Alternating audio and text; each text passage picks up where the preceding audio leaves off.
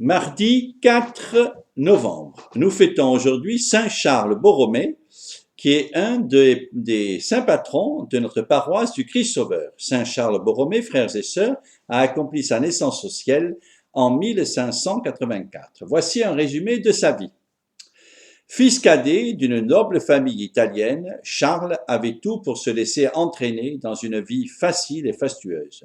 Neveu d'un pape nommé cardinal à 22 ans, il est submergé de charges honorifiques qui lui rapportent beaucoup d'argent.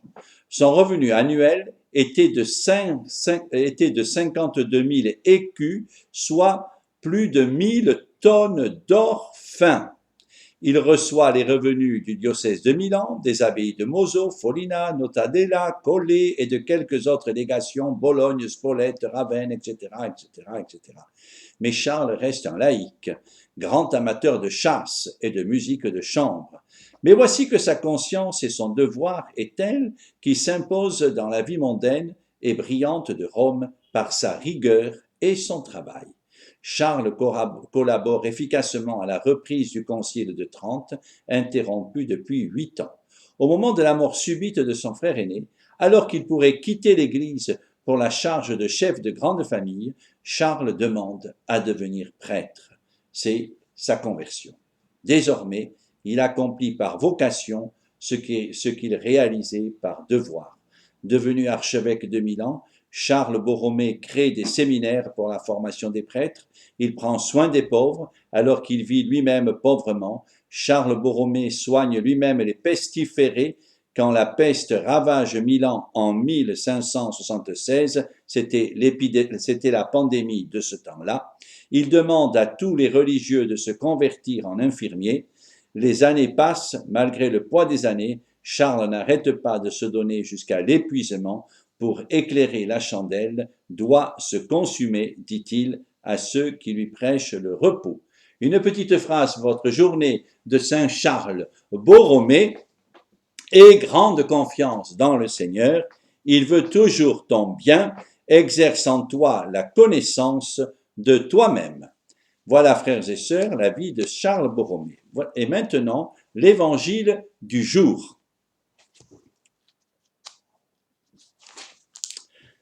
Évangile de Jésus-Christ selon saint Luc. En ce temps-là, de grandes foules faisaient route avec Jésus. Il se retourna et leur dit, « Si quelqu'un vient à moi sans me préférer à son père, sa mère, sa femme, ses enfants, ses frères et sœurs, et même à sa propre vie, il ne peut pas être mon disciple. Celui qui ne porte pas sa croix pour marcher à ma suite ne peut pas être mon disciple. Quel est celui d'entre vous qui voulait bâtir une tour ne commence pas par s'asseoir pour calculer la dépense et voir s'il a de quoi aller jusqu'au bout, car si jamais il pose les fondations et n'est pas capable d'achever, tous ceux qui le verront vont se moquer de lui. Voilà un homme qui a commencé à bâtir et n'a pas été capable d'achever. Et quel est le roi qui, partant en guerre contre un autre roi, ne commence pas par s'asseoir s'il peut, avec 10 000 hommes, affronter l'autre qui marche contre lui avec 20 000?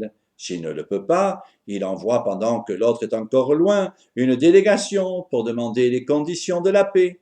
Ainsi donc, celui d'entre vous qui ne renonce pas à tout ce qui lui appartient ne peut pas être mon disciple. Acclamons la parole de Dieu. Louange à toi, Seigneur Jésus. Et voici la méditation de ce jour, frères et sœurs. Celui qui ne porte pas sa croix pour marcher derrière moi ne peut pas être mon disciple. Nous connaissons bien cette exigence évangélique. Elle nous dérange toujours. Il nous faut renoncer à tout ce qui est légitime, notre famille comme notre vie.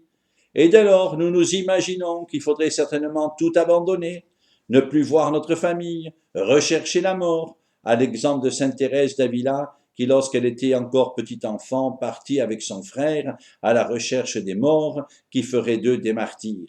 Or, sachant que ce n'est guère réaliste, nous allons conclure que porter notre croix ne sera sans doute pas mourir, mais en tout cas souffrir gratuitement. En somme, nous commençons plus ou moins à regretter l'invitation au banquet qui nous a été faite hier. Alors, pour comprendre cette exigeante sentence de Jésus, voici deux courtes paraboles. Jésus nous donne deux courtes paraboles.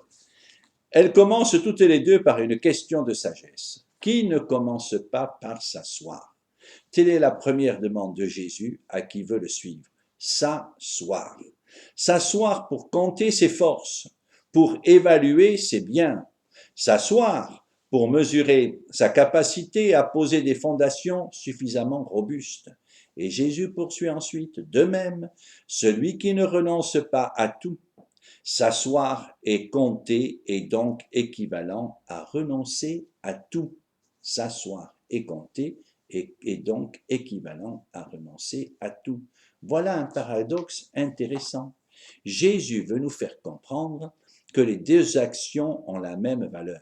D'un côté, on ne se lance pas dans des travaux sans compter ses ressources. De l'autre, on ne se met pas à la suite de Jésus sans renoncer à tout. Ainsi, Jésus ne nous demande pas de tuer en nous l'amour filial ou conjugal, mais Jésus nous demande de peser si l'amour du Christ est prioritaire sur lui. C'est alors seulement, après s'être assis et après avoir évalué nos forces, c'est-à-dire nos faiblesses, que nous pouvons prétendre porter notre croix. Une fois que nous avons constaté que cela nous est impossible, car celui qui prétendrait la porter par ses propres forces ne le pourrait pas, il serait écrasé, broyé par le fardeau. Là est notre chance. Là est le moment du choix.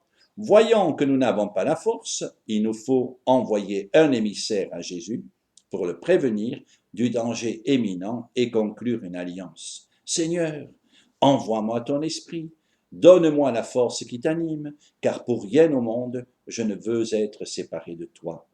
Ressusciter implique de mourir, de tout perdre, mais la résurrection n'est pas une amélioration de la vie. La résurrection, c'est une vie nouvelle dans laquelle on entre par la mort.